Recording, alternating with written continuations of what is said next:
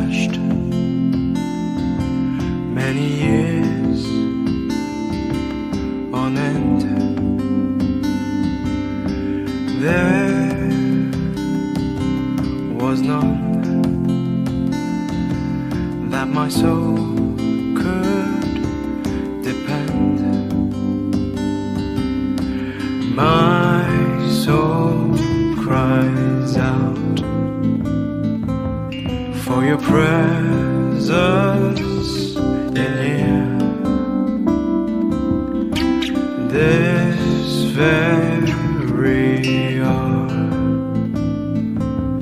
for your presence in here. In His name I find, in His name I find, in His name I find the peace I seek. In His name I find, in His name I find, in His name I find the joy I seek.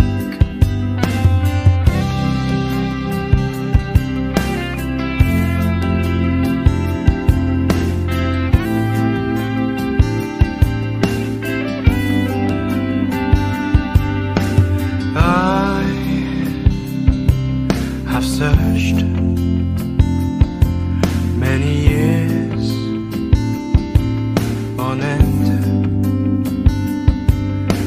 There was none that my soul could depend. My soul cries out for your presence in here. This very hour, for your presence in here. In His name I find, in His name I find, in His name I find the peace I seek. In His name I find, in His name I find, in His name I find the joy I seek. In your presence I am free from the chain that has bound me. In your presence I am calm, waiting for the kingdom come. In your presence I am free from the chain that has bound me.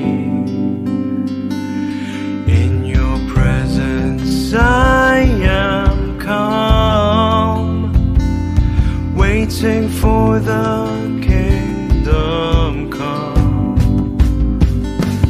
In His name I find, in His name I find, in His name I find the peace I seek. In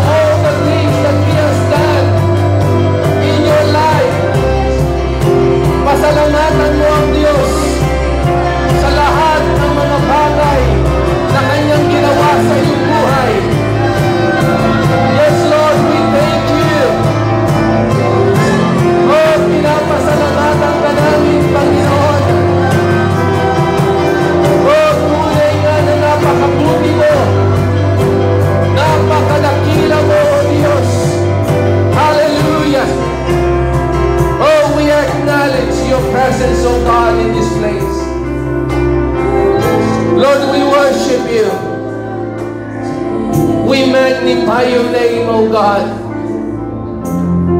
Salamat po, Panginoon, na tunay nga ang iyong presensya ay nandito sa aming pong kalagitnaan.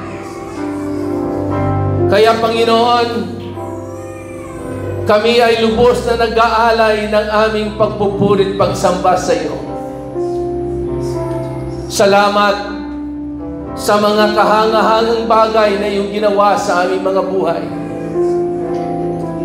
Gaya, Panginoon, ng awitin na sama-sama po naming inawit, You, Jesus, our cornerstone.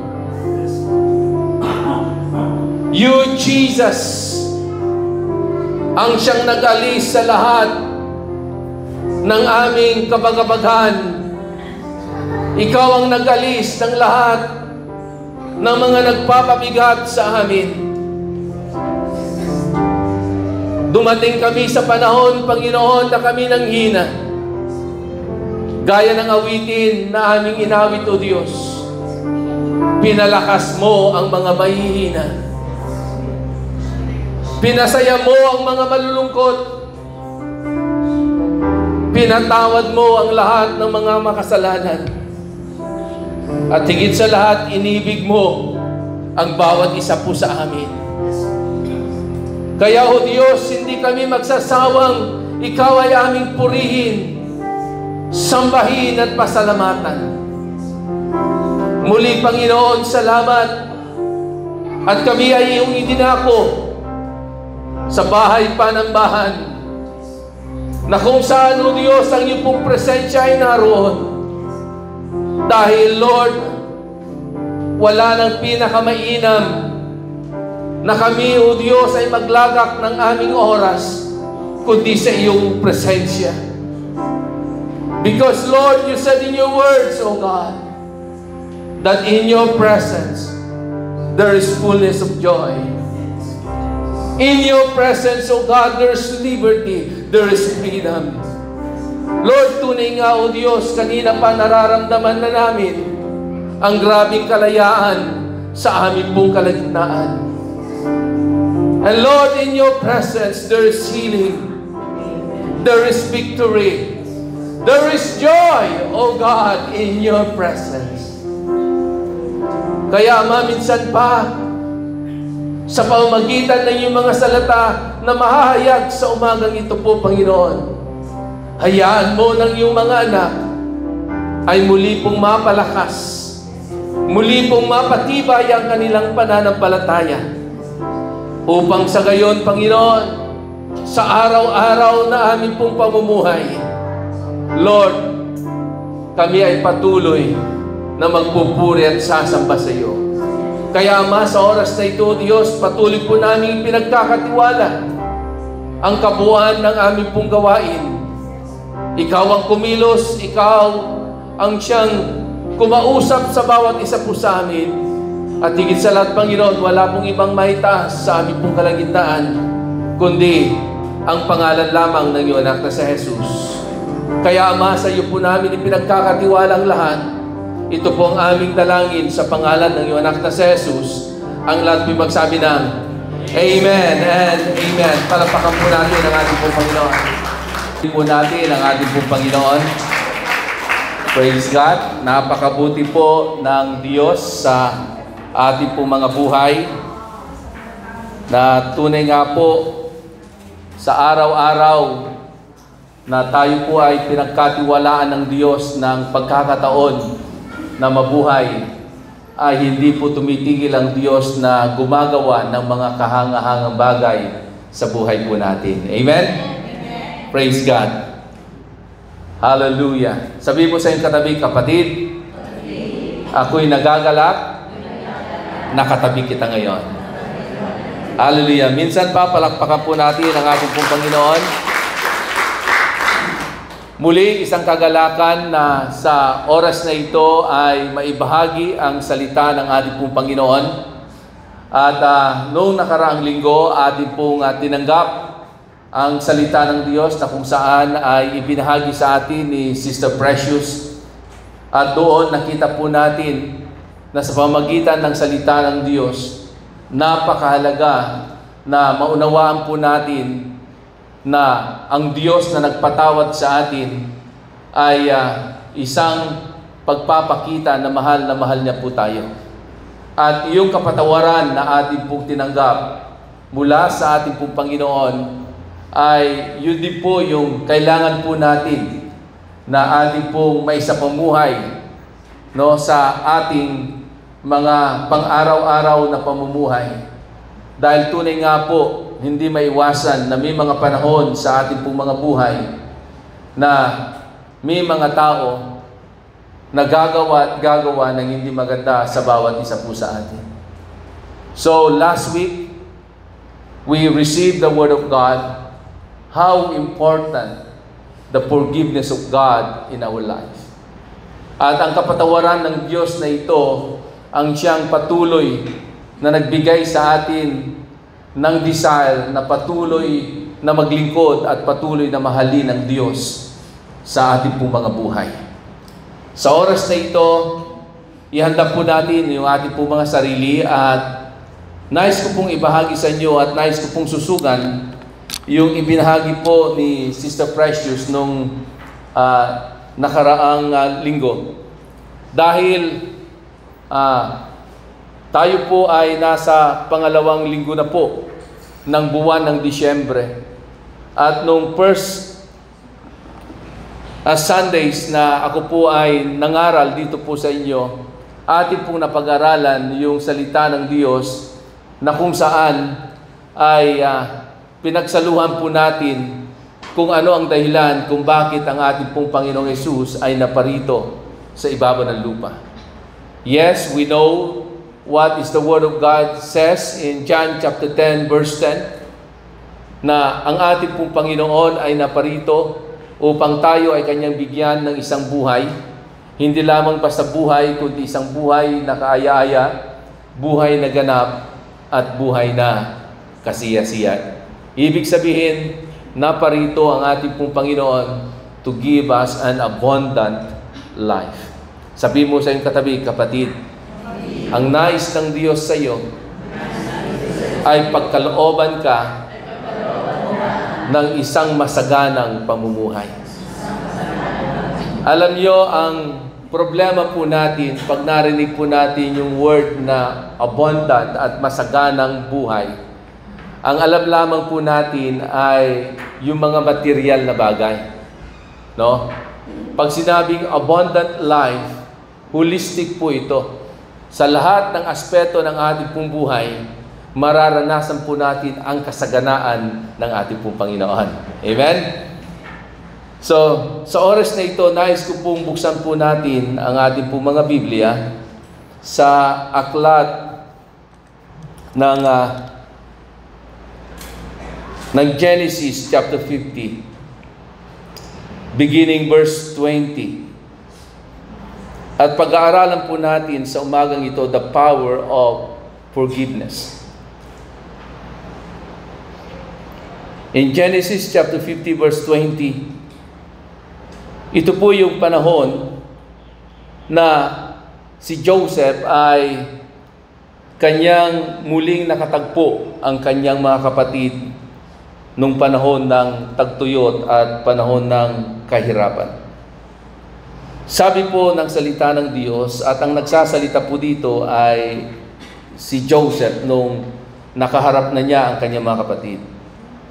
As for you, sabi ganoon, you intended to harm me, but God intended all for good. He brought me to this position so I could save the lives of many people. Nasabi po ni Joseph ang bagay na ito sapagkat nung panahon na yon, yung kanyang mga kapatid na gumawa ng hindi maganda sa kanya. At alam naman po natin ang kwento. Dahil sa sobrang inggit at selos kay Joseph, itinapon itong si Joseph sa balon. At hindi nagtagal ay napag-isip-isip ng mga magkakapatid na baka mapahamak itong si Joseph at hanapin itong si Joseph ng kanyang ama sa kanila. Kaya ang ginawa nila, kinuha nila si Joseph mula doon sa pagkakahulog sa balon. At sakto naman na may mga dumaraan na mga travelers at kanilang ipinagbili itong si Joseph. Hanggang si Joseph ay makarating sa Ehipto. At ang una niyang napadparan ay doon sa tahanan ng isang kilalang tao, si Potiphar, dahil si Joseph ay muling ipinagbili ng mga taong bumili sa kanya mula sa kanyang mga kapatid. At doon si Joseph, habang siya ay naglilingkod sa kanyang among si Potiphar, siya po ay tinukso ng asawa ni Potiphar. Siguro kaya tinukso itong si Joseph ay makisig, maggwapo, magandang itsura ni Joseph. So araw-araw tinutukso itong si Joseph ng asawa ni Potiphar.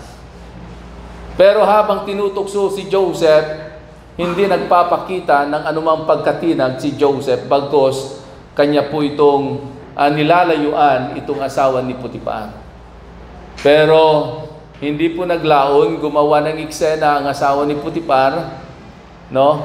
At hanggang dumating yung panahon na inakusuhan itong si Joseph na kanyang pinagsamantalahan itong asawa ni Potiphar. Kaya ang naging epekto nito, si Joseph ay nakulong. So nakulong ng matagal na panahon si Joseph at doon muli ay kinatagpo siya ng Diyos sa pamamagitan ng mga panaginip. Hanggang meron siyang nakasama sa kulungan. Nang nakasama niya sa kulungan ay ang isang katiwala o tagapagsilbi ni Paraon doon sa kulungan.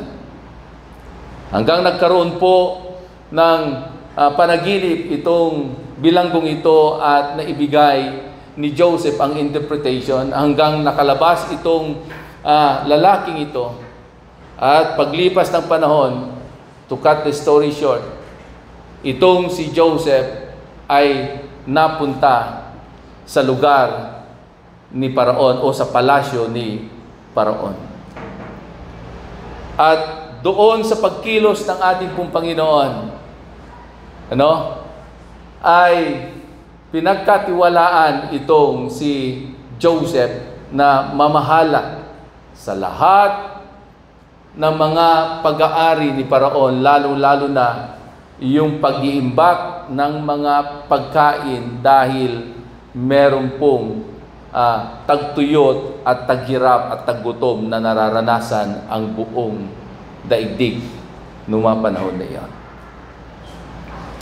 Alam niyo po, dahil sa pangyayaring iyon, ginamit ng lubusan itong si Joseph. Naranasan niya ang pag-iingat, pabor, naranasan niya ang promosyon na nagmumula sa ating Panginoon. Bakit? Kasi napanatili ni David ang isang malinis na puso sa harapan ng Diyos. Amen? Napanatili ni Joseph ang isang malinis na puso sa harapan ng ating Panginoon. Bakit? Nasabi kong napanatili niyang malinis ang kanyang puso sa harapan ng ating pong Panginoon. Dahil, alam niyo po, nung dumating na yung panahon na kailangan ng maghanap ng pagkain ang buong sambayanan ni Jacob, at lahat ng kanyang mga anak ay kanyang inutusan na pumunta sa Ehipto para bumili ng pagkain. At nagulat ang mga anak ni Jacob na kanyang inutusan dahil nung sila'y makarating sa Ehipto, sa kaharian ni Paraon, nakita nila ang kanilang kapatid na kanilang pinagsamantalahan, na kanilang pinahirapan, na kanilang ipinagbili, ang kanilang kapatid na si Joseph, na siya ang tagapamahala sa lahat ng ari-arian na meron ang bansang Ehipto. So nagkaroon po sila ng takot. Nagkaroon sila ng takot dahil hindi nila makalimutan kung ano ang kanilang ginawa sa kanilang kapatid na si Joseph. Di ba, pag ikaw ay gumawa ng mabuti at ikaw ay gumawa ng masama at pangit, hindi mo nakakalimutan yan. Amen? So, yung pangit at hindi maganda na kanilang ginawa kay Joseph ay hindi nila nakakalimutan. At nung makita nila si Joseph at mismo nasa harapan nila si Joseph, grabing takot ang kanilang naramdaman. Dahil natatakot sila baka bumawi itong si Joseph.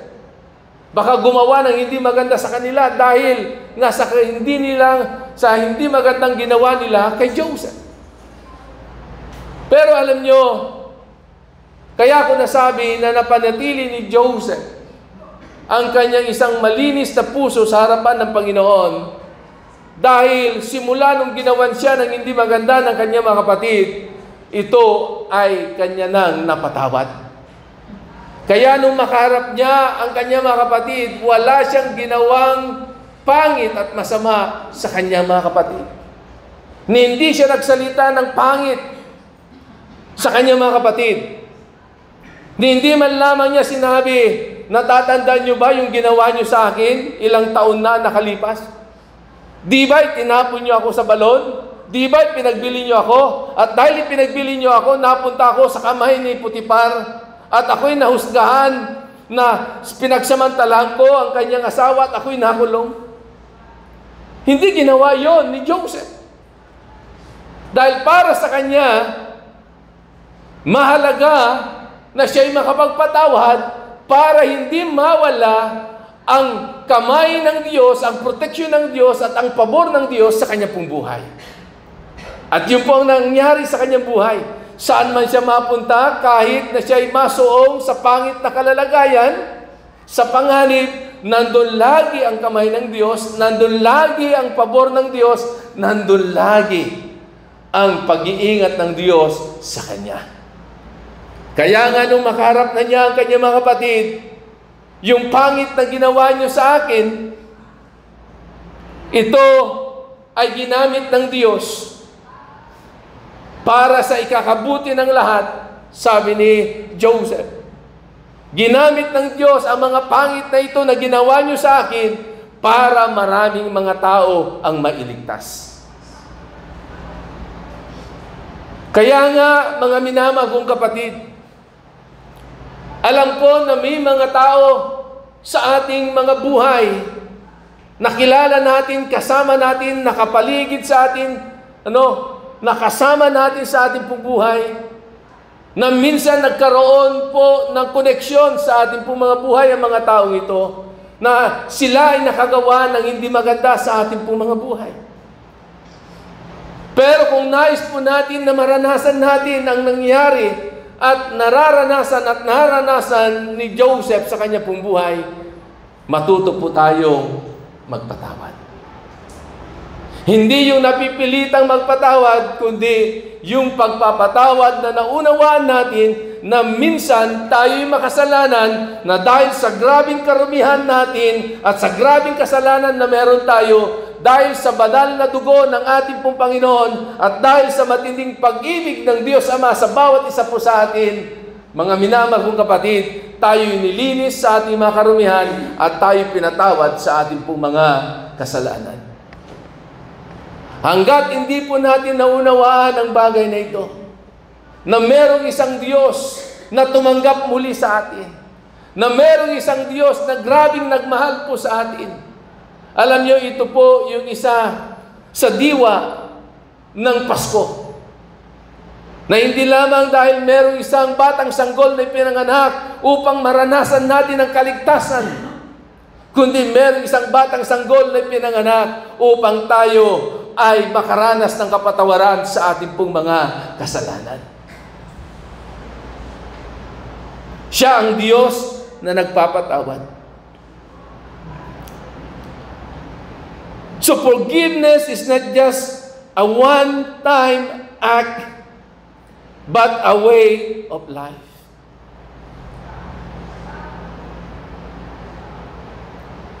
Tayo, ilang beses ba tayong pinatawad ng ating po Panginoon? Hindi lamang isang beses. Kasi habang tayo nabubuhay, halos araw-araw tayo ay nagkakasala. At tuwing tayo ay nagkakasala at nakukunbik po tayo, nare-realize po natin yung ating mga nagawang hindi kalugod-lugod sa harapan ng ating Panginoon, ina-apply natin yung sinasabi ng 1 John 1:9. If we confess our sins unto the Lord, He is faithful and just to forgive all our sins. And we believe in that word. Dahil naniniwala tayo sa salitang yan, tuwing tayo nagkakasala at nakagagawa ng mga bagay na hindi kalugod-lugod sa Diyos, anong ginagawa po natin? Di ba muli tayo lumalapit sa Diyos, naniniklod sa Diyos, nagpapakumbaba sa ating Panginoon, inaamin natin ang ating mga kasalanan at inihingi natin ang kapatawaran ng Diyos sa lahat ng ating mga karumihan. At praise God! Ang Diyos ay hindi kagaya ng tao. Pag tayo totoong humingi ng kapatawaran, agad-agad tayo ay kanyang patatawarin. Ang tao nga, ilang beses na tayo humingi ng patawaran, minsan hindi pa niya maibigay ang kapatawaran na ating hinihingi. Minsan meron pang kondisyon. Pero ang Diyos, never siyang nagbigay ng kondisyon. Walang kalakip na kondisyon ang kapatawaran na ibinigay ng Diyos sa atin. Ang gusto lamang ng ating Panginoon, ma-realize po natin, kagaya ng isang kalipugang anak, when he came into his own senses, ano ang kanyang ginawa? Naalala niya ang kanyang ama, nakita niya ang kanyang tunay na kalalagayan, at siya'y bumalik sa ama, at kanyang naranasan muli ang pagtanggap ng ama, at ang kapatawaran ng ama, at muli siyang naging tunay na anak. So mga minamahal kong kapatid, wag na wag po nating isasawalang bahala ang kahalagahan ng pagpapatawad. Because if we learn how to forgive, tandaan niyo po mga minamahal kong kapatid, we will experience the power of forgiveness in our life. Not only we will experience the power of forgiveness, but we will experience also the blessing of forgiveness in our life. Because forgiveness is not just a one act, but a way of life.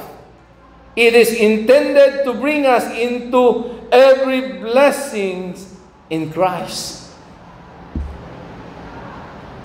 It was intended to bring us to receive and experience the blessings that comes from Jesus Christ. In Matthew chapter 5, beginning verse 44 to 45.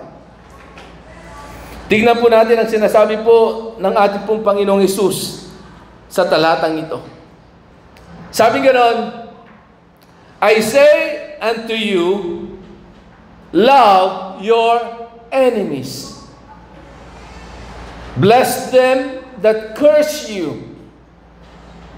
Do good to them that hate you. And pray for them which despitefully use you and persecute you, that you may be a children of your Father which is in heaven. Ano ang utos ng ating po Panginoon? And what is the command of Jesus sa talatang ito? Love your enemies. Sino daw ang mamahalin po natin? Yung taong nagmamahal din sa atin. Yes, kailangan din nating mahalin yung mga taong nagpapakita at nagpapadama ng pagmamahal sa atin. Paano na yung mga taong nakagawa ng hindi maganda sa atin?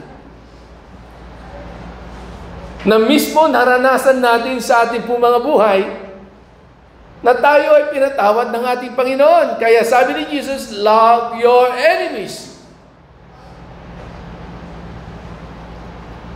At ang napakaganda dito, Because forgiveness is not only an one-time act, but it is a daily life. It is a lifestyle ng bawat mananampalataya. Sabi nga noon, not only we need to love our enemies, but also we need to bless them. Ano siya, pastor? Sineswerte? Yung pagpapatawad ko nga, sapat na yun eh. Yung pagpalain ko pa siya. Alam niyo po kasi, kung titignan po natin ang dulo ng chapter na ito, na binanggit ni Jesus, nakapaloob po dito, yung salitang,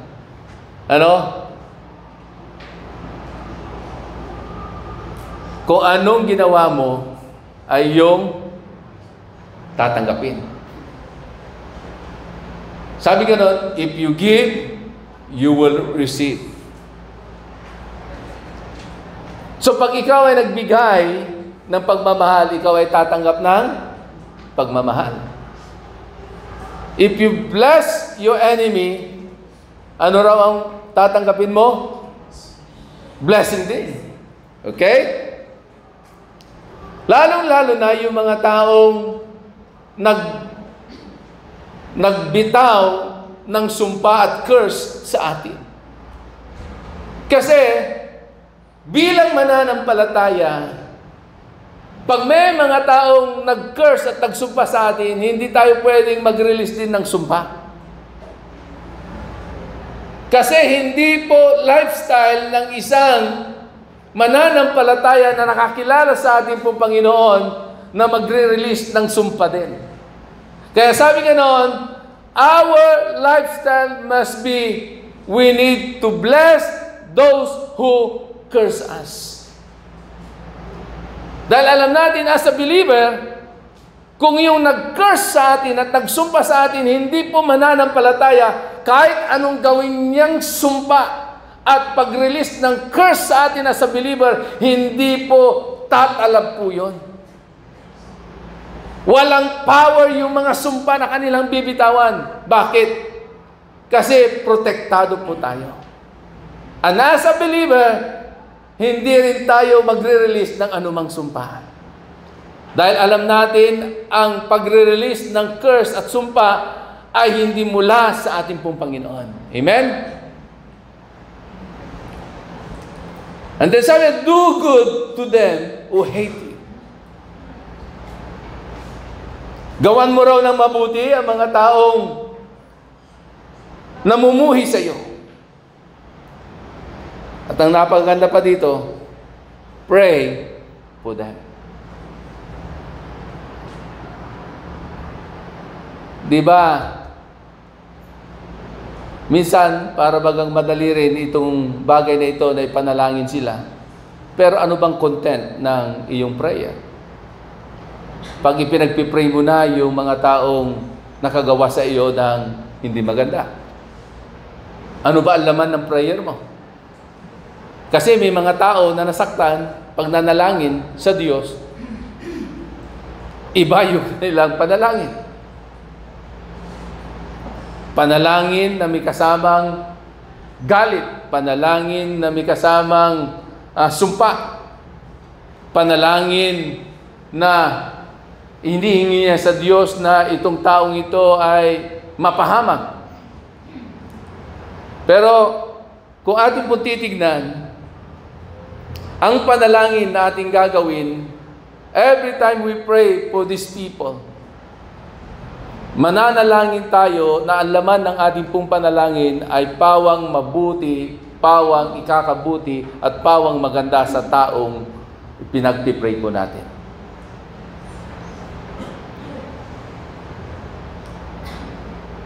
And then sabi ganoon, pag nagawa po natin ang mga bagay na ito, ano raw ang tawag sa atin?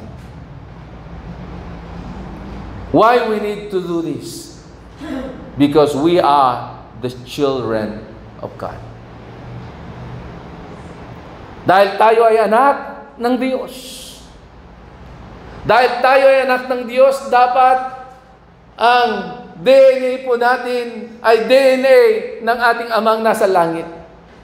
At ano ang DNA ng ating amang nasa langit? Ang ama po natin ay ama na punong-puno ng pagmamahal, punong-puno ng pagpapatawad. Kaya nga hindi niya ipinagkait ang kanyang anak na si Jesus para sa iyo at para sa akin. Yon ang DNA na meron ng ating pong amang nasa langit. As children of God, dapat yun din po ang meron po tayo bilang mga anak ng ating pong Panginoon.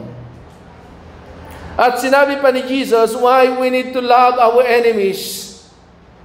Because according to Jesus, forgiveness is not a matter of picking or choosing whom we should forgive. Yung pagpapatawad na ating pong ilalaan sa tao ay hindi lamang nakalaan sa iilang tao. Kasi minsan tayo, para baga merong tayong pinipiling tao na madaling patawarin at merong tao na mahirap patawarin. Pero alam niyo ba yung pagpapatawad na ibinigay ng Diyos ay hindi lamang sa ilan, kundi yung kapatawaran na yun ay para sa lahat. Dahil alam niya, lahat ng kanyang nilalang ay nagkasala. At ang bunga ng kasalanan ng tao ay kamatayan. At ayaw ng Diyos na ang tao ay mapahamak. Kaya nga nung ibinigay niya ang kanyang anak na siyang dahilan ng kapatawaran ng tao sa pamamagitan ng kanyang dugo na nabuhos sa krus ng Kalbaryo, ang dugo niya ay para sa lahat. Hindi lamang para sa ilan. So, yung kapatawaran ng ating Panginoon ay para sa lahat. So, dapat tayo as a believer, according to Jesus, dapat hindi tayo namimili kung sino ang ating patatawarin. Hello?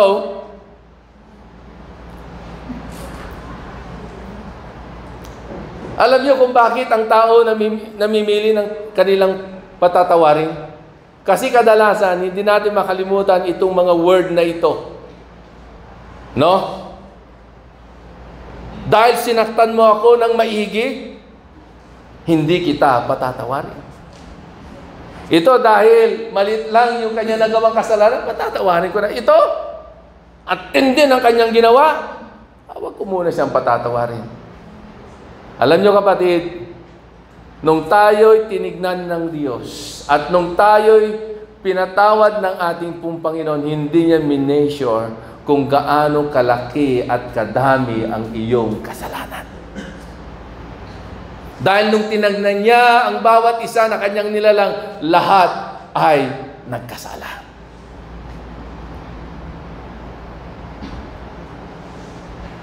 Hindi niya mineasure kung gaano kalaki at karami ang ating pong kasalanan. Dapat ganoon din po tayo. Marami man, matindi man, masakit man yung kanyang ginawa, we need to do what is the Word of God is saying to each and every one of us. We need to forgive. We need to love them. We need to bless them. We need to pray for them. Amen? In Matthew chapter 5, verse 46, tingnan niyo po kung choosy daw tayo ng mga patatawarin po natin. Sabi ni Jesus in verse 46 ng chapter 5 ng Matthew, for if you love them that love you, what reward have you?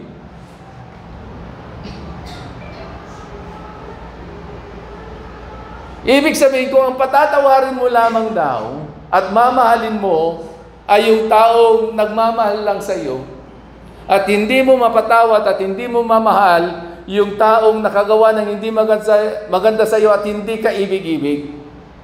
Anong reward ang iyong tatanggapin?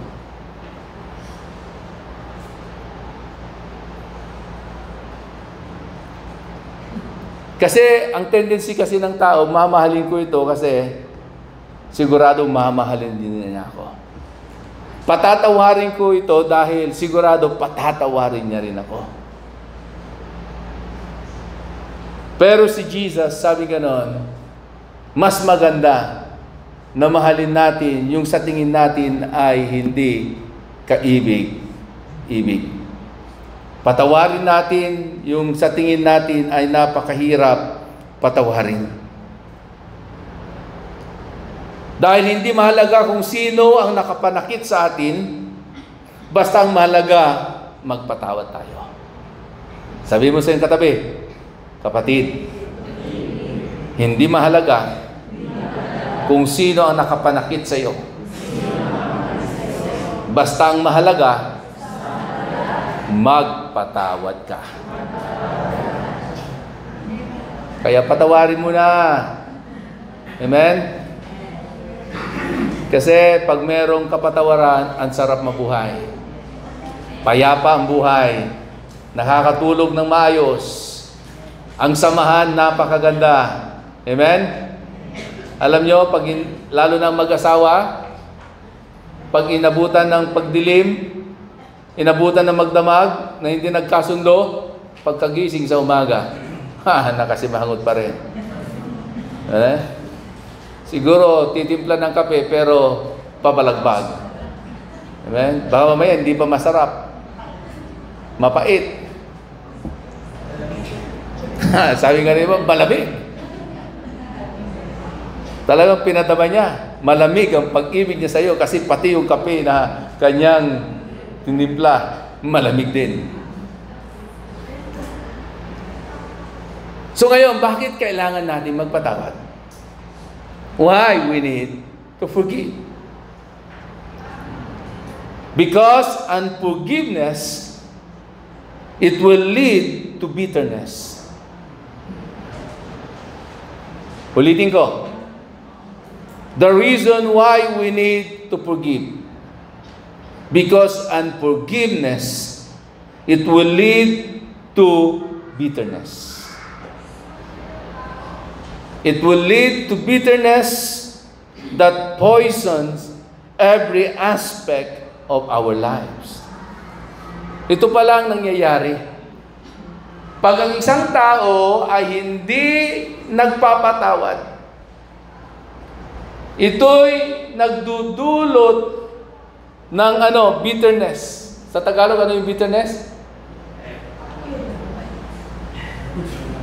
Pait, sabi ng iba. So, kung ikukumpara natin, nagdudulot ng malungkot, mapait na sitwasyon, mapait na pamumuhay. Okay? At sabi ganon, dahil unforgiveness, it will lead to bitterness, it's poison every aspect of our lives. Ibig sabihin, ito raw ay parang, ibig sabihin nun, ito'y nagdudulot sa atin na yung iba't ibang parte ng ating pong mga buhay, ito po ay nasisira. Nasisira ang ating pong buhay. Tingnan mo, pag hindi ka nagpatawad, di ba, ang hirap matulog? Tama ba yon? Ang hirap matulog eh. Okay lang sana kung mahirap lang matulog. Ang pinakapangit pa, pati sa panaginip mo, nakikita mo yung taong ayaw mong patawarin. Pinakamahirap na yon. Tapos, pagdilat pa ng mata mo, nakita mo na naman ang kanyang mukha. Ibig sabihin, ang hindi mo pinatawad, kasama mo sa bahay, asawa mo o anak mo. Ang hirap kaya nun. Amen? So, nasisira ang buhay mo. So, kailangan talaga natin, we need to forgive. Sabi pa dito, unforgiveness brings on spiritual famine. Unforgiveness brings weakness and loss of faith. Pati raw yung spiritual life natin, pati yung pananampalataya natin, naapektuhan. Di ba? Marami sa atin, lalo na. Dahil minsan hindi maiwasan, kahit sa loob ng iglesia, meron ka nakatampuhan, nakapatiran, at hindi kayo nakapagpatawaran. Hindi na ako magsisimba. Baka makikita ko pa yung bruha na yan. So, naapektuhan pati yung spiritual life mo. Nawawalan ka na ng gana magbasa ng salita ng Diyos. Nawawalan ka na rin ng gana na makinig ng pangangaral ng salita ng Diyos. Pati yung prayer life mo naapektuhan. Kasi hindi ka makapag-concentrate.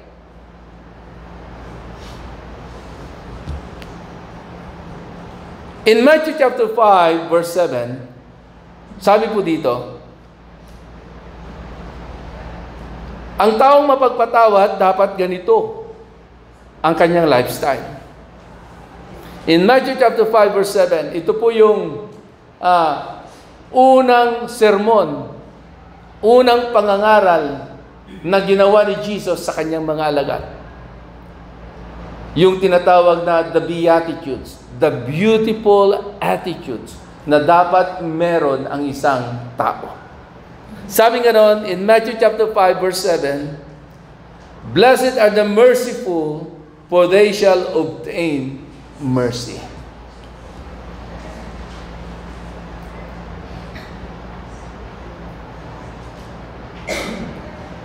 Mapalad daw ang mga taong merciful dahil sila ay tatanggap din at makakaranas din. Ano ba yung sa Tagalog yung mercy? Ang taong mahabagin, okay, ay tatanggap ng kahabagan mula hindi lamang sa Diyos, kundi sa kanyang kapwa. Diba ang taong marunong magpatawad, mahabagin yan. Hindi nagkikimkim ng galit. No? Hindi nagkikimkim ng sama ng loob. Dahil hindi niya lang tinitignan yung kalalagayan ng taong kailangan niyang patawarin, kundi tinitignan niya rin yung kanyang kalalagayan na maapektuhan pag hindi siya nagpatawad. That's why Jesus said, blessed are the merciful, for they shall obtain mercy. At isa pang napakaganda na dapat nating maunawaan, if we forgive, we can move into the blessings and joy of sonship. Pag tayo daw ay nagpatawad, tayo bilang anak ng ating pong Panginoon, as a children of God, tayo'y mamumuhay at makakaranas ng tinatawag na blessing and joy mula sa ating pong Panginoon. In Matthew chapter 5, verse 44 to 45. Sabi nga nun, love and bless those who curse you, that you may be the children of your heavenly Father. Pag tayo nagpatawad at nag-release ng kapatawaran, nag-release ng pagpapala, nag-release ng pagmamahal, at ipinanalangin natin ang mga taong nakagawa ng hindi maganda sa atin, ikaw at ako ay mapapabilang na sa pamilya ng Diyos.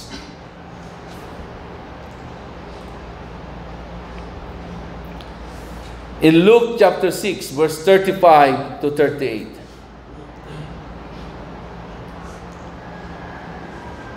Sabi po dito, love your enemies and do good, hoping for nothing gain in return. And your rewards shall be great, and you shall be children of the highest. Forgive, and you shall be forgiven. Give, and it shall be given unto you. But with the same measure that you use, it shall be measured to you also. Dati, akala natin itong verse na ito ay patungkol sa pagbibigay ng ikapo at ng ating pong offering. Hindi pala. ito'y nakadugtong doon sa pagmamahal at pagpapatawad na ating gagawin sa ating pong kapwa. Sabing ganon, yung measure daw na gagamitin mo, yun din daw yung measure na ibibigay sa iyo at mararanasan mo sa iyong buhay.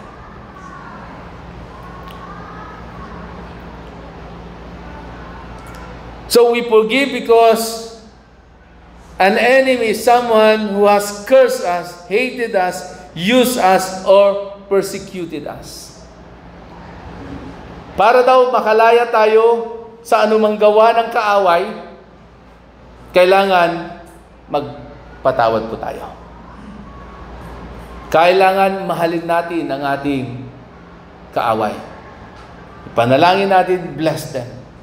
Lalong-lalo na ngayon, panahon ng Kapaskuhan. Amen? Sa ilalim ba ng inyong Christmas tree, meron bang regalo doon para sa inyong kinainisan? Para lamang doon sa mga taong nagbibigay din sa iyo ng regalo o sa mga taong mahal na mahal mo. Subukan kaya natin, na ngayong Kapaskuhan,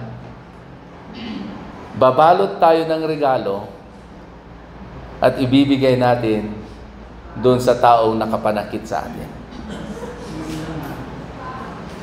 Ano kaya laman? Okay? Sabi nyo, bless those who curse you o persecute you. O yung mga taong nagsalita ng hindi maganda sa iyo. Yung iminaritis ka, okay lang sana kung totoo kasinungalingan. Pero totoo man o kasinungalingan, kapatid, subukan natin. Magbalot tayo ng regalo ngayong Kapaskuhan. Pag marami akong natanggap na regalo sa Pasko,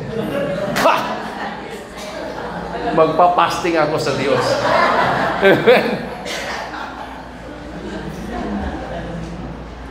Alam mo na pag marami kang tinanggap na regalo. So, there are two requirements for forgiveness na dapat po natin gawin. At ito'y sinabi po ng Colossians chapter 3 verse 13. Sabi ganon, in Colossians chapter 3 verse 13, ito yung word na wag nating kakalimutan. Forbearing one another and forgiving one another, if any man have quarrel against any, even as Christ forgive you, so also do you. So ito yung dalawang word na dapat po nating tandaan para hindi po tayong mahirapan magpatawad. Una, forbearing one another.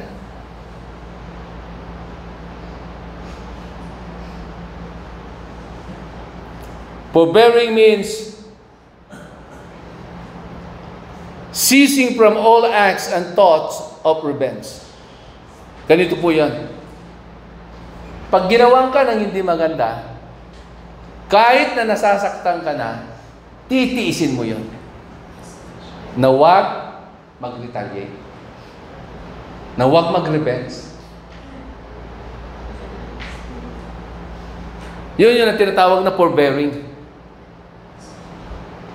From ceasing all acts of thoughts of revenge. Kahit na naisip mo na, babawi ako. Pero, titiisin mo na lang. Huwag ka lang makagawa ng hindi maganda sa kanya. Kaya ba natin yon? Sa sarili nating kakayanan, hindi sasabog tayo Hindi baka kagagawa lang ng hindi maganda sa iyo, wala pa, hindi pa lumipas ang ilang minuto. Gaganti ka na Alam niyo, dati yan ang problema ko po. Pag nakarinig ako ng hindi magandang salita na sinabi mo sa akin, hindi ako magsasalita pero makakatikim ka na. Kaya nga kinakaya ako ni Kapitan Burot dati. Dahil kapitan siya tapos anak niya barumbado. Hindi naman nila ako madala sa barangay hall kasi natatakot sila magreklamo. Kasi ganun po ako. Wala po akong control. Pero sabi dito, to be able for us to forgive, dapat meron tayong ganitong klaseng attitude. Na kahit gustong-gusto mo na pumawi, dahil masakit na eh. Sumusobra na eh. Di ba? Pero yung iba, ang gagaling ng iba eh. Na kahit nasasaktan na, iniiyak na lang. Kaysa naman makapanakit at magkasala pa. Di ba? Titiisin na lang niya yun. Kaya minsan, hindi natin maunawaan yung mga tao kahit paulit-ulit na sinaktan ng asawa. Paulit-ulit na niloko ng asawa. Di ba? Tayo minsan hindi natin maunawaan. Ang martir mo naman. Kung ako yan, hindi po pwede. Pero dito sabi ganoon, forbearing one another. Titiisin natin, wag lang tayong makagawa ng hindi maganda. Titiisin natin na wag lang natin masaktan ang ating kapwa kahit nakagawa pa ng hindi maganda sa atin kasi ayaw nating magkasala.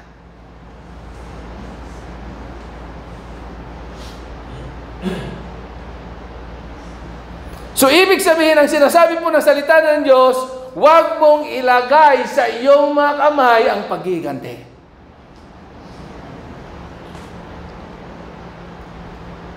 Hayaan natin ang ating pong Panginoon.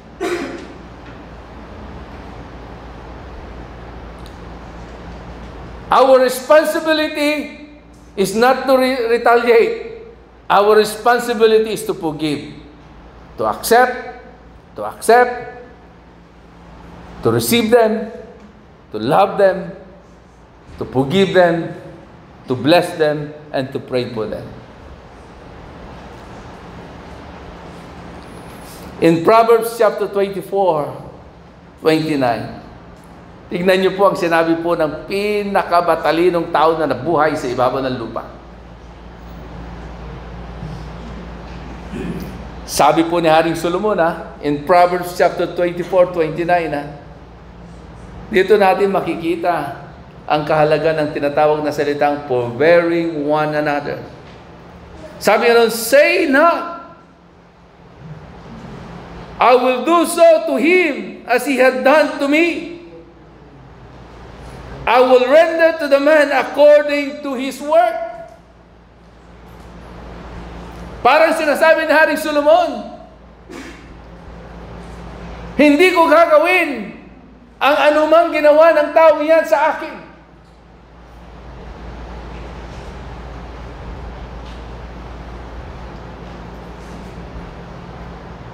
Dahil walang perpektong tao, lahat nagkakasala. Lahat tayo may kahinaan. At tandaan po natin, ang prinsipyo ng Diyos, ang prinsipyo ng Biblia, kung anong ginawa mo, yun din ang gagawin sa iyo. Gagawa ka ng mabuti, praise God, tatanggap ka ng mabuti. Gumawa ka ng pangit, tatanggap ka rin ng pangit. So, tanong, anong mas pipiliin natin? Sundin kung anong sinasabi ng salita ng Diyos na makakabuti sa atin, o susundin natin kung ano yung nararamdaman natin at kung ano yung gusto natin gawin at ikakapahamak natin.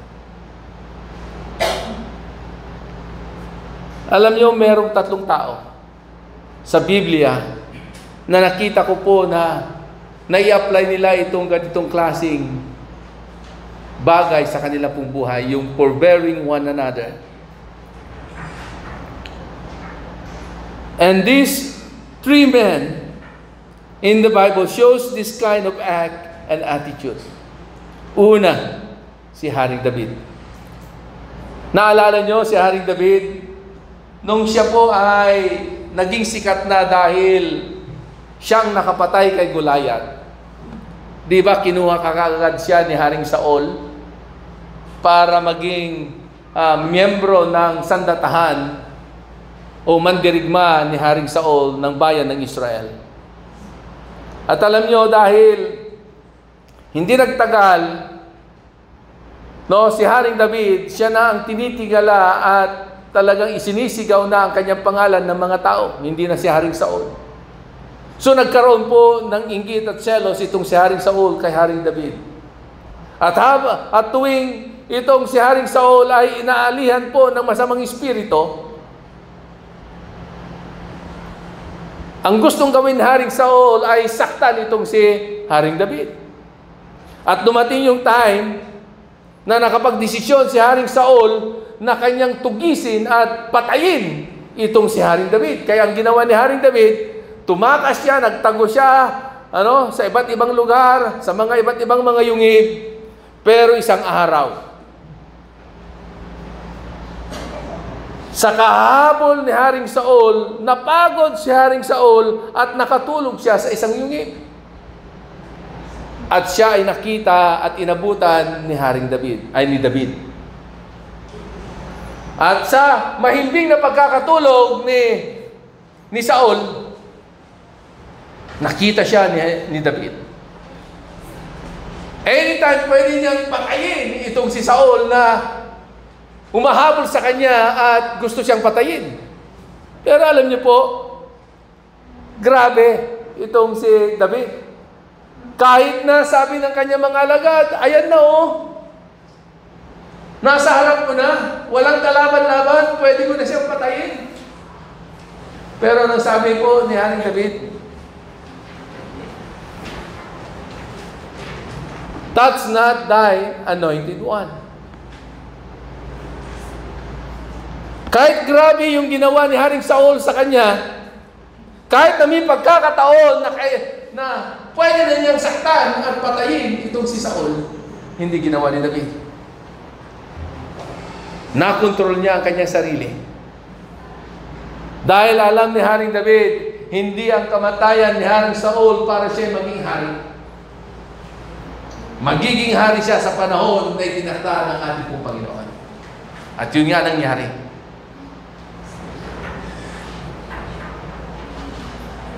Si Esau at saka si Jacob. Alam natin yung kwento. Sa sobrang tuso ni Jacob, nadaya niya ang kanyang magulang at yung birthright ni Esau ay napunta kay Jacob dahil nadaya nga. Dahil si Jacob ay likas na mandaraya. Maduga, sabi nga. At alam niyo, dahil sa pandarayang ginawa ni Jacob sa kanyang kapatid na si Esau, siya ay tumakbo. Siya ay umalis sa kanilang lugar dahil galit na galit itong si Esau. Papatayin siya ni Esau. Lalo-lalo na si Esau is a hunter. Mga ngaso po siya, magaling siyang pumana. So natakot itong si Jacob. Pumunta siya sa kanyang tiyuhin na si Laban. Pero yung pagiging tuso niya ay dala-dala niya pa rin saan siya magpunta. So dumating yung time na pagod na itong si Jacob. Kailangan na niyang bumalik sa kanyang bayang sinilangan. Pero nagdadalawang isip siya, pag siya babalik, makakaharap niya ang kanyang kapatid na si Esau, na ginawa niya ng hindi maganda. Pero walang choice itong si Jacob. Kailangan na niyang bumalik sa kanyang bayang sinilangan. So, tinawag niya ang lahat ng kanyang mga alagad, pati ang lahat ng kanyang pamilya, asawa at mga anak, lahat ng kanyang ari-arian, mga alagang mga hayop, pabalik sila ngayon sa bayan ng Israel. Pero alam niyo po, habang siya naglalakbay, pabalik sa kanyang lugar, dala-dala niya pa rin yung guilt, dala-dala niya pa rin yung takot sa kanyang ginawa sa kanyang kapatid na si Esau. Pero tingnan niyo po, nung makaharap na niya ang kanyang anak, ang kanyang kapatid na si Esau, Nagulat itong si Jacob. Takot na takot siya. Naghihintay siya, nasasaktan siya ng kanyang kapatid na si Iso. Pero anong sabi po ni Iso sa kanya? Kapatid, matagal ng panahon na ikaw ay aking napatawad. Amen? At alam niyo po kung anong naging epekto sa buhay ni Iso? Na matagal na panahon na pala ay napatawad na niya ang kanyang kapatid na si Jacob. Alam niyo, kahit na ninakaw at dinaya siya ni Jacob sa kanyang birthright, pinagpala siya ng ating Panginoon. Na dumating yung time na sabi ni Jacob, ito yung mga regalo ko sa iyo. Sa pagtanggap mo sa akin, sabi ni Iso, hindi ko matatanggap yan, sa'yo na yan. Dahil simula nung nawala ka, hindi lamang kita pinatawad, kundi ako'y pinagpala ng Diyos. Mga minamahal kong kapatid, may mga dahilan kung bakit hindi natin maranasan ang pagpapala ng Diyos sa ating buhay. Siguro dahil hanggang ngayon, meron pa tayong mga taong hindi napatawad sa ating mga puso. But if you want to experience God's blessing in your life, if you want to experience open heaven in your life, be like Esau. Na kahit grabe yung ginawa ng kanyang kapatid, matagal na niya pala itong pinatawad at naranasan ni Esau ang pagpapala ng Diyos sa kanyang buhay. Hindi siya pinabayaan ng Diyos. Na kahit nawala sa kanya yung birthright niya, na siya magbibigay sa kanya ng magandang buhay, ipinakita ng Diyos, dahil nagpatawad ka, mararanasan mo ang pagpapala na ibibigay ko sa iyong buhay. That's the power of forgiveness. Kaya wag po nating mamatayin ang salitang forgiveness. Kapatid, kung hanggang ngayon meron ka pang hindi pinalaya dyan, pinatawad dyan, now is the time. Kasi walang ibang makikinabang, hindi siya na pinatawad mo, kundi ikaw mismo.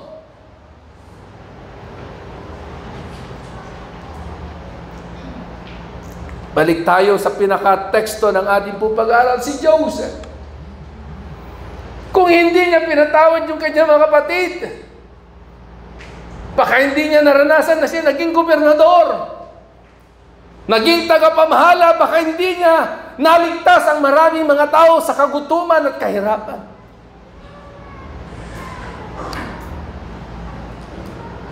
Marami sa atin na nandito, you are like Joseph, you are like David, you are like Esau.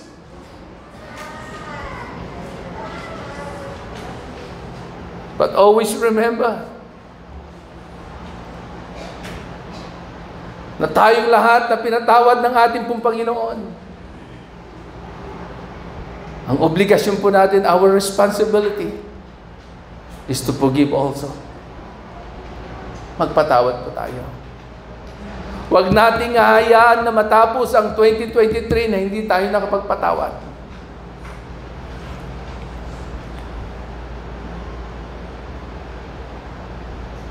Hihintayin mo ba na abutin mo ang 2024 na hindi ka nakapagpatawad?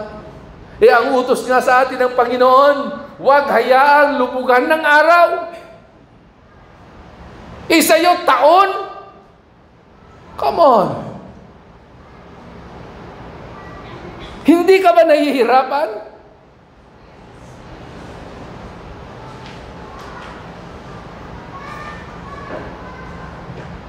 Kapatid, kahit gaanong sakit, kahit gaano pang kanya nagawa, always remember this word, we're bearing one another.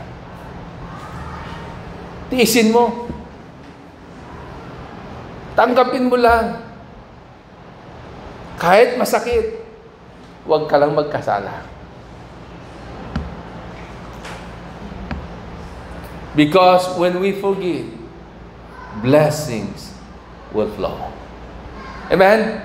Ulitin ko, when we forgive, blessings will flow. 2024, maraming inihanda ang Diyos. Gusto mo bang maranasan ang mga bagay na yon? Now is the time for you to forgive and release that person in your heart. Amen? I-release mo na siya. Matagal ng panahon, nakakulong siya. Hindi ka ba nahihirapan? Hindi ka ba nagsasawa sa tao na yan na nagpapabigat sa iyo at nagiging dahilan para hindi mo maranasan ang isang bukas na kalangitan sa iyong buhay? Hindi pa huli. Now is the time to forgive. Tayo tumayo at tayo po ay lumapit sa ating po Panginoon. Hallelujah. Sige po, itaas po natin ang ating kamay. At sa ating paglapit sa Diyos, ask God to search us, to search your heart. Sa tao, pwede tayong magtago, pwede tayong magkunwari. Pero sa Diyos, lahat ay lantad. Lahat ay alam ng Panginoon. Alam ng Diyos na marami ka pang hindi napatawad na tao. Huwag mo nang isipin, kapatid, kung ano ang kanyang ginawa. Ang isipin mo, pag inirelease ko ang taong ito at pinatawad ko ang taong ito, walang ibang makikinabang kundi ako, ikaw, tayo. Hallelujah.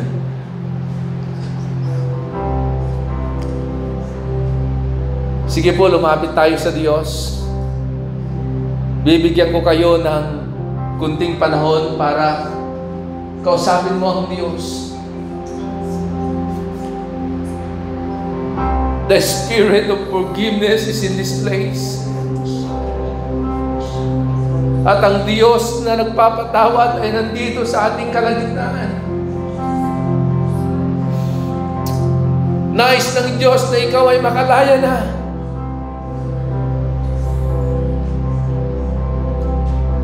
Hallelujah. Oh, Holy Spirit, we welcome you in this place.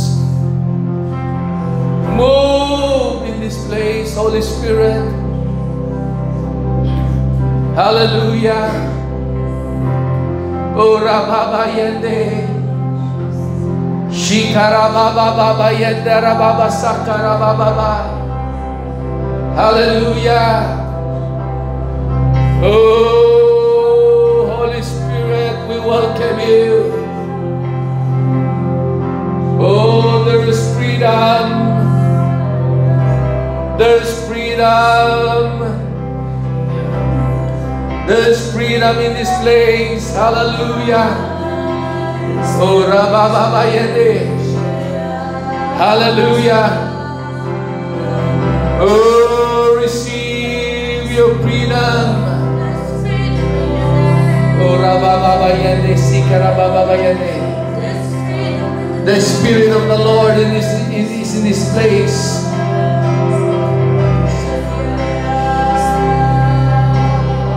And the Word of God says,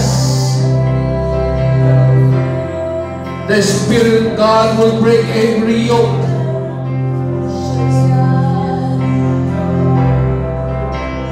Sisirain ng banal na Espiritu ang lahat ng tanikala na maalipin sa kanyang mga anak sa umagang ito. Hallelujah! Masisira ang tanikala ng hindi pagpapatawad. Oh, in the name of Jesus, and through the power of your Holy Spirit, I break every yoke of unforgiveness In the name of Jesus. Oh, Rababayanda, Sikarababayande. Oh, Rabababayande. Sige kapatid, release that person. Release that person. Sabihin mo, Panginoon, pinapatawad ko na ang tao ito. Pinamalaya ko na ang tao ito sa aking buhay. Hallelujah. Oh, Holy Spirit. Oh, Rabayanda, Sikarababayande. Oh, Rababayande. Hallelujah. Yes. Release the person. In the name of Jesus. Release the person in the name of Jesus. Forgive the person in the name of Jesus. Hallelujah. Hallelujah.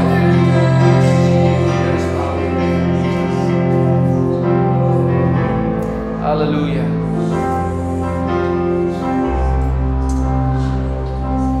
Patuloy mo tayong lumapit sa Diyos. Patuloy mong kausapin ang ating Panginoon. Nandito ang Kanyang presensya. Nandito ang kapangyarihan ng Diyos na Siyang tutulong sa atin upang mapalaya natin ang mga tao matagal na nating kinulong sa ating mga buhay.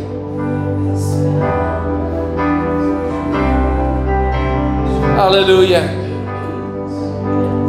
Sa ating muling paglapit sa Diyos, can we declare there is power in the name of Jesus?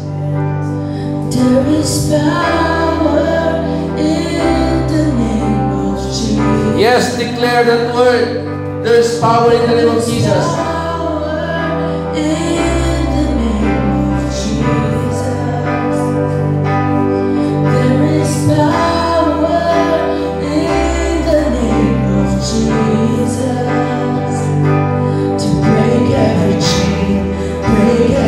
Hallelujah. Sinisira na ng Diyos ang lahat ng talikala sa oras na ito. Yes, continue to declare that name.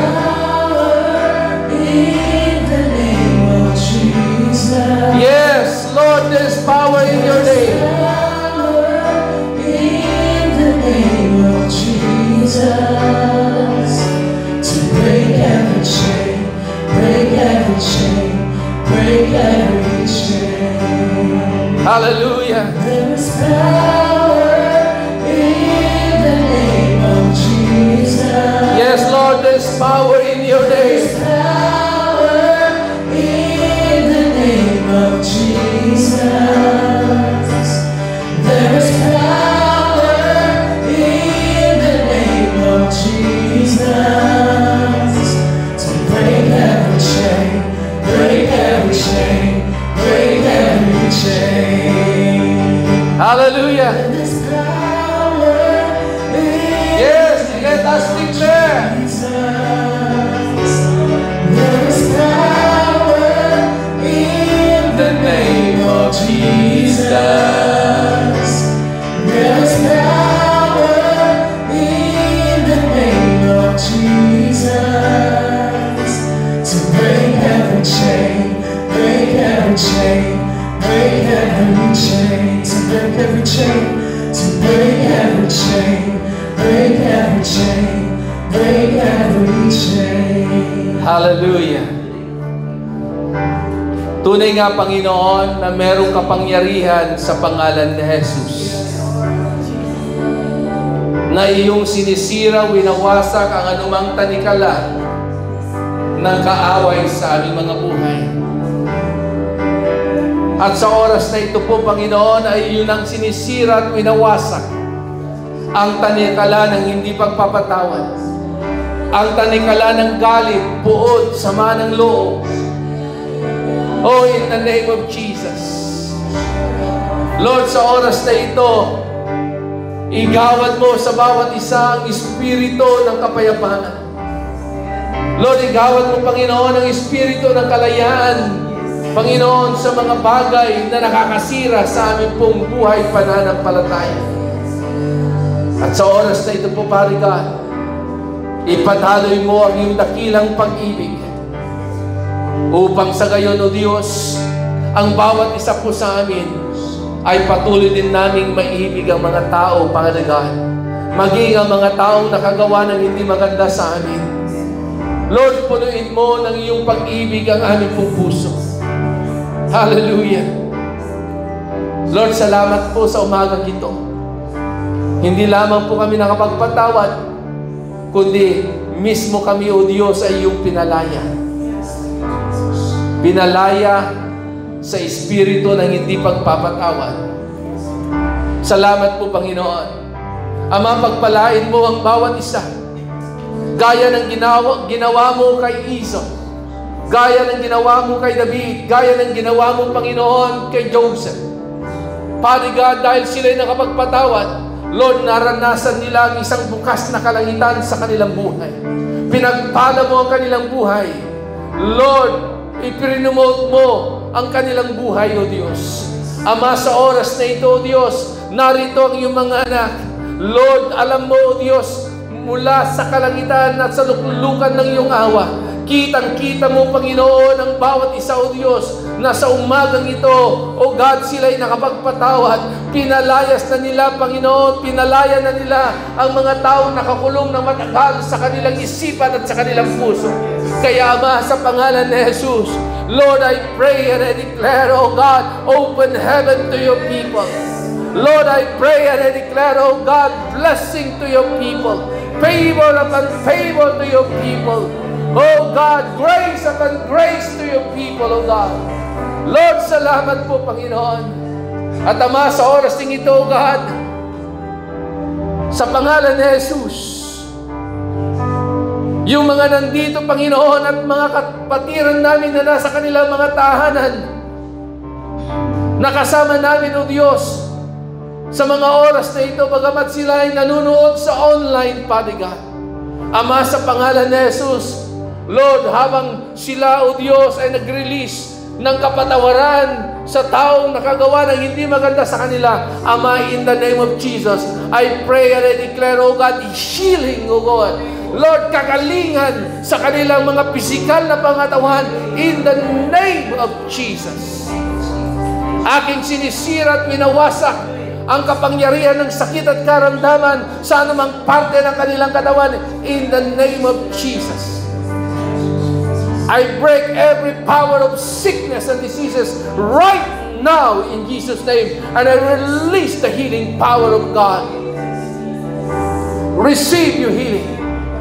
Receive your deliverance in the name of Jesus. Lord, salamat po. At minsan pa, Panginoon, sa iyo namin ibinibigay ang lahat ng papuri, lahat ng pasasalamat sa iyong ginawa sa aming pong buhay sa oras na ito. Sa pangalan ng iyong anak na si Jesus, ang lahat may magsabi ng Amen and Amen. Palapakan po natin ang ating Panginoon. Praise God.